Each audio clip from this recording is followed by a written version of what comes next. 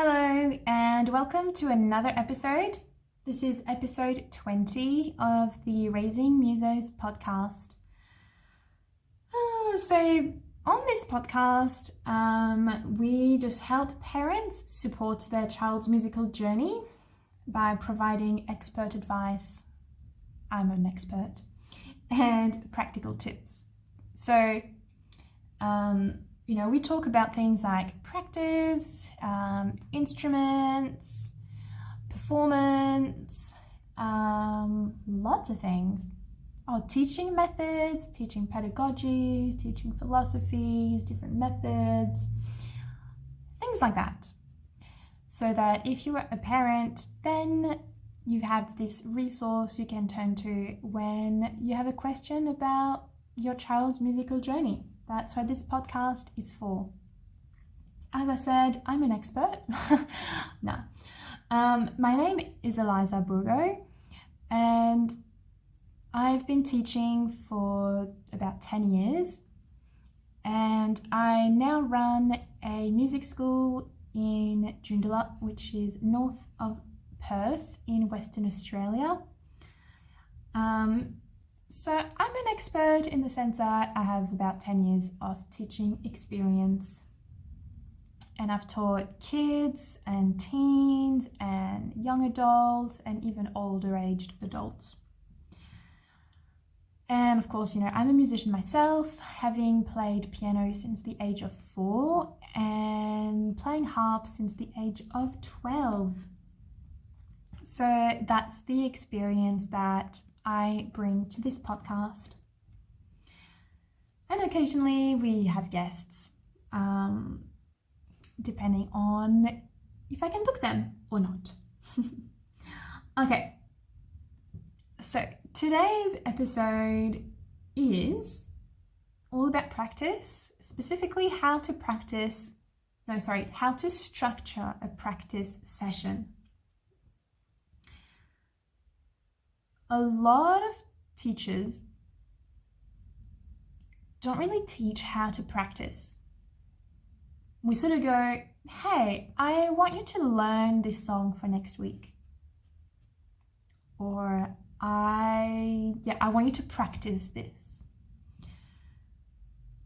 But we don't really say how. We don't really tell our students how to practice, and I'm guilty of doing that, and I'm sure a lot of teachers are guilty of doing that.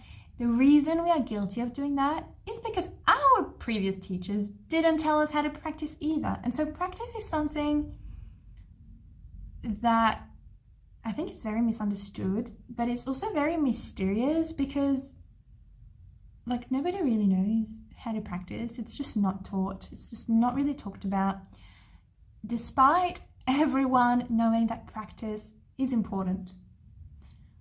So the goal of today's episode is to give you a starting point on how you might approach practice and maybe what are the stages you can follow in a practice session. Because these stages will ensure that you have important things covered, so that you're not overdoing one thing or underdoing another. So you want our practice to be balanced and safe and fun, right? And the thing with practice also, especially, children think practice is just playing a song from start to finish, even though it's actually not. So the difference between just playing a song through and practicing is that practice has to be effective. It actually has to have a point, and there has to be some kind of goal in mind, rather than just playing through for the sake of playing through. So whether your child is a beginner or more advanced, having a structure will ensure that practice is more productive, it's more efficient, and it's also more fun. And it probably also means you don't have to practice as much as you think that you do, because you are more intentional about how you practice. So I'm going to break down a couple of elements that make, or I'm going to break down like the stages of a really good practice routine, so that you can use this structure and these different stages to help your child make the most of their time at their instrument. So the first thing to know, though, most important thing to know about practice, is that quality over quantity is what matters. Practicing more and more and more, or like for longer and longer, that does not necessarily equal better results. Sometimes it could actually lead to worse results. Because sometimes you might have a student practicing for an hour and you're like, wow, that's so good. They must be getting better. But maybe during that 1 hour, they were like playing and not thinking about what they were doing. They were like zoned out, and they started to play with like bad habits. Like maybe the technique was just worse and worse and worse over time, or they just picked up these bad habits, or they played a part of the song inaccurately for 1 hour, which means for 1 hour they like reinforced this inaccurate part of their playing. And so 1 hour of playing or practicing, suddenly they actually play worse than they did before, because they were not careful and they were not intentional about what they were doing. So that's something you just have to really be careful about. Practicing more doesn't necessarily mean you'll get better. So what we want to do is just practice a little as often as we can. So instead of having like one long chunk of practice, can you instead break that down into 10 minutes over 5 days? It's going to be so much more better for you. And the duration for which you practice, or for which your child practices, will very much be dependent on their focus and their concentration. If they've zoned out after 10 minutes, don't push them to do any more, because that's when they will get worse. So you want to just have them really focused, really attentive for 10 minutes, ideally. But yeah, basically, as soon as you see your child just start to muck around, zone out, that's it. They can't really practice anymore, because it's not going to be efficient practice. So as I said, practicing for hours without any focus is less effective than doing 20 or 30 minutes of really mindful and structured practice. And so when talking about a practice structure, we wanted to have a clear goal, a clear sense of progress, and also just a nice balanced mix of activities. So let me tell you what kind of structure you could follow.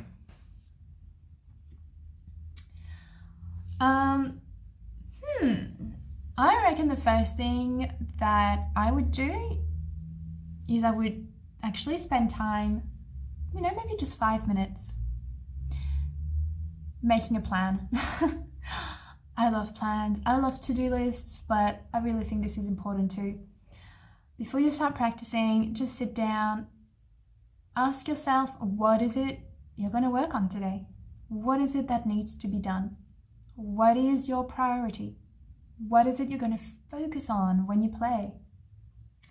So it could be something like, oh yeah, my teacher told me to watch my hand position when I play this bar in the song. Or it could be, I always get these notes wrong, and so I'm really going to pay attention to playing the right notes in this part of the song. Or it could be, I really need to get the speed of this song like faster, so I'm going to practice with the metronome. So decide one thing, maybe just one thing that is going to be your focus for the entire practice session. The more advanced you are, the more things you'll be able to fit into the practice session. But if you're just starting off, just picking one thing is great. So that's the first thing, is just deciding what is it you're going to practice in the first place. What is it you want to get better? What is it you're going to change about your playing? If you're practicing, it means there is something you want to change about your playing. There is something you want to improve. So what is that thing? So once you've decided, maybe write it down, okay, so you don't forget. Then you can move on to doing a warm-up. So, athletes do a warm-up before they do their sport. Musicians are no different. We need to do a bit of a warm-up to not just for our hands or our body, but also for the mind. So you could do something like simple finger exercises. So finger exercises like scales or arpeggios or just like any kind of pattern. If you're more of a woodwind or brass player, maybe some breathing exercises. You could also do some active stretching, or just like posture exercises, moving your arms up and down, so we get a bit of, so we loosen the muscles and the joints so that we're ready to play. And so that could take 5 to 10 minutes, depending on what it is that you do. After the warm-up, you move on to the third stage, which could be 10 to 15 minutes of technical exercises. So, most teachers would assign some kind of exercise or technical exercise. That's really the only thing that they're called. Which are supposed to, so an exercise isolates a movement, isolates a technique, so that when you go to play it in a piece, it feels easy and it feels really familiar for your hands, for your body. So it could be things like doing scales, arpeggios, or just any exercise that has a repeated kind of motion. It could also include things like an etude, which is a piece of music that sounds like a piece, but it's a technique exercise in disguise. You could also use this time to practice sight reading. So that's what you would do after warming up. You would just do a couple of minutes of technical work, and it's not very fun, which is why we get it out of the way straight away after the warm-up. After that, stage 4, you would do practice on a song or 2. Okay, so then you would maybe go back to stage 1, where you decided what you were going to work on. So now's the time to work on that thing. Okay, so you pick the song that you're going to work on, and instead of just playing it always from the start to the end and never actually addressing the issues, then you can break it down into smaller sections, and you really just play through the bits that you get wrong and you try to fix them, and that's it. So you don't need to play from the beginning to the end all the time. You really don't need to do that. Find the annoying, tricky bits you get wrong, break them down in some way. Maybe you just have to play one hand first, then the other hand, or you need to do it a lot slower first. So just work on that little bit until it's right. Okay? And so you just spend however long you've got the focus for, hopefully until you get it right. Okay, so we call that repertoire practice, where you're just working on the pieces, working on the songs. And so when you're working on the songs, as I said, it's not about how many times you can play the song in 20 minutes. It's, are you able to solve the problem that you are encountering in that song? So after you've done that, if you still have some energy for practice, then you can have a bit of fun. So, work on musicality and expression. So you could play the same song and just play it with dynamics and phrasing, articulation, and think about the expression of the piece. Or maybe you just want to noodle around for a little bit, play some songs that you enjoy. So the fun stuff happens at the end. And then after that, you do your cool down. Again, just like an athlete, cool down, and also a reflection time. So you can do some, in the cool down, you can do a couple more stretches. I really love, because obviously being a pianist and a harpist, I use my hands a lot. I love like the wrist stretches like this, that just feel so good. Or maybe some neck stretches where you like move your neck side to side. And in terms of the reflection, you're just going to ask yourself, how did I do my practice? Did I do what I set out to do in stage 1? And that's what I get my students to do here at my studio. We've actually designed our own practice journals, and every time that a student practices, they are supposed to rate their practice out of 4 stars. And 4 stars means they practiced productively, they actually did what they were supposed to, and they had really good focus. Like, they actually made progress. Whereas the 1 star, it means they started mucking around, they were not focused, maybe they were at the instrument, but they actually didn't do any of their actual homework. Maybe they just noodled around, played whatever they felt like. So students have to actually think back to how they practiced and assess how productively and efficiently they practiced. So that's something I would highly recommend you do also. So that is a pretty basic practice structure. Let me just recap what those stages were. Stage 1 was deciding what you're going to practice on, what you're going to work on and improve. Stage 2 is doing a warm-up, some stretches, or maybe some musical games or some technical exercises. Stage 3 is doing some technical work, so some technical exercises like scales or arpeggios. Stage 4 is doing the repertoire practice, which is when we focus on the piece of music that we're working on and we are problem solving on the areas that need the most attention rather than playing it from beginning to end. And after that, we do some sort of like enjoyable, fun stuff, playing musically with expression, with articulation, with dynamics. And stage 6 is the cool down with reflection.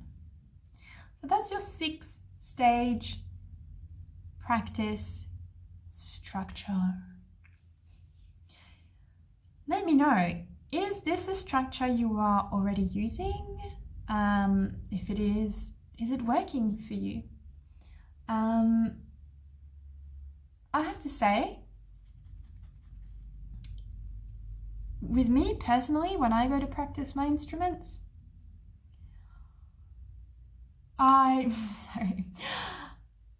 actually very often skip the warm-up, which is probably not very good, but I tend to skip the warm-up. Or I sort of warm up as I play the songs. Very often, I totally skipped the first stage, which is the deciding what to practice on. I'm pretty sure every time I go to practice, I know in advance what I want to do.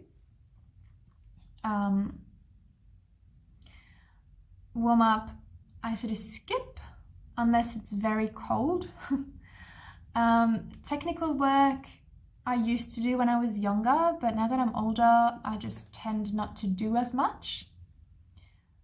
I suppose especially now that the music that I play might be a little bit more complicated, it keeps up my technique anyway to just play complex repertoire, but maybe that's just an excuse.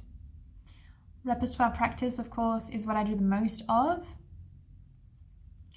Musicality and expression, I sort of do that as I'm playing my pieces. For me, it just becomes simultaneous, the repertoire practice with musicality practice. Cool down and reflection, I don't really do much of, because I feel like most of the time I achieve what I set out to do when I practice, and if I don't, it means I've gotten stuck and I need time away from the instrument to think of how else I could fix whatever it is that I didn't succeed in achieving.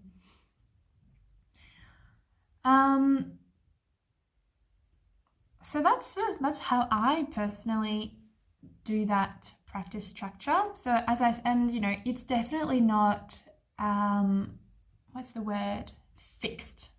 You can always take parts away, add parts to it, move the parts around. Like, probably you want to start with a warm-up and finish with the cool down, but maybe for one day you really just need to focus on technical work and you don't really do any repertoire practice.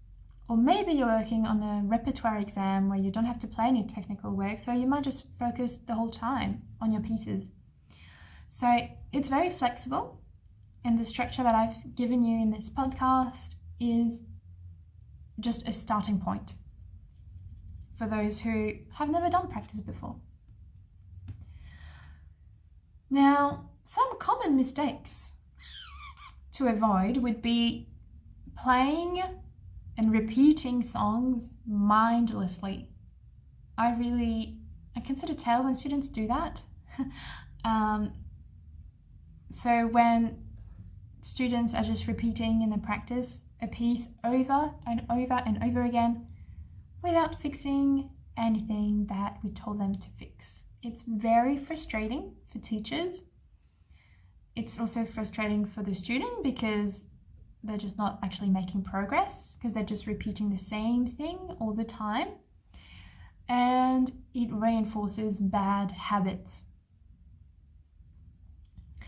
So we need repetition, but we need repetition that is like mindful, not mindless.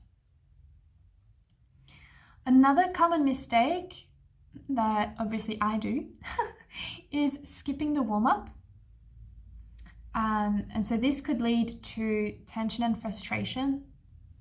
Now, I do think maybe some instruments really need a warm-up more than others, like for voice. If I'm going to practice singing, I actually always do a vocal warm-up before I sing, especially if I want to hit really high notes. So I don't skip a warm-up for singing, but for piano and harp, I sort of get away with it. But you could think of the warm-up as just maybe playing more gently or playing more slowly. Not setting goals is another pretty common mistake that I see a lot of people do. They know they have to practice, but they actually have no idea. They haven't thought about what it is they need to practice. So the practice just isn't really good quality practice. So that's when practice becomes inefficient. So each session should have a focus, whether it's improving a tricky passage or refining expression. So as I said earlier, if you're practicing, it means you know that you need to improve something. And then something else, another mistake, that people do in regards to practice is doing it when they're tired or distracted. So like sometimes you're like, oh, I know that I have to practice, but like I'm so tired. But you can still go and do it, and you'll probably find that first of all you just make mistakes you've like never made before, and you're gonna just end up frustrated a lot quicker as well. So look, if you're really not feeling it, you don't have the energy, don't force yourself. What you want to do is practice when you do have clarity of mind, you can focus and you can concentrate. And so quality of attention matters way more than how much time you spend at the instrument. So short and focused sessions are way better than long and unfocused ones. Okay, so that's it for today's episode. I hope that this has provided you with some good tips on how to approach practice and what are some of the different activities you can do when practicing.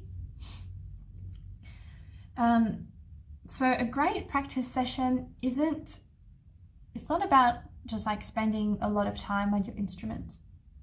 It's about, I like this, it's about how you use the time that you have. And so when you use the structure I just discussed, which had, the warm-up, the technical work, repertoire, musicality, and cool down and reflection, then students can make faster progress with less frustration. That's just like magic. So if you are a parent, encourage your child to follow this kind of routine and this kind of structure, rather than just letting them play whatever they feel like. It's going to make a huge difference as in their growth as a musician. So do you or does your child have a practice routine that works really well for them? I would love to hear it. I'd love to know if it's very different to the one that I've just described. So to get in touch with me, there's 3 different ways. The first is just on Instagram. My handle is Music Makers Academy. Second way is by email. It's hello@musicmakersacademy.com.au. And what's next? YouTube. That's right. Leave a comment on the YouTube video. And so that's it. Thanks so much for tuning in to today's episode, and I look forward to chatting with you in the next one. Bye.